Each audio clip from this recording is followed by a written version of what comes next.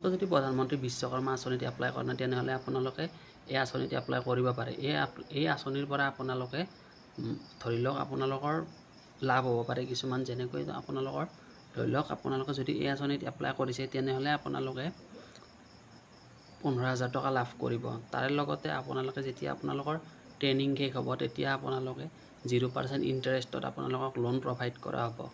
এইটো আৰু আকৌ আপোনালোকক এইটো কৰিবৰ কাৰণে আপোনালোকক ডকুমেণ্টৰ কি প্ৰয়োজন হ'ব, আপোনালোকে এইটোত এপ্লাই কৰিবৰ কাৰণে আপোনালোকে আধাৰ কাৰ্ড নিব লাগিব। তাৰপিছত আপোনালোকে আধাৰ লিংক মোবাইল নাম্বাৰ আৰু আপোনালোকৰ যিটো আপোনাৰ আধাৰ লিংক বেংক একাউণ্ট আছে সেইটো আপোনালোকে নিব লাগিব।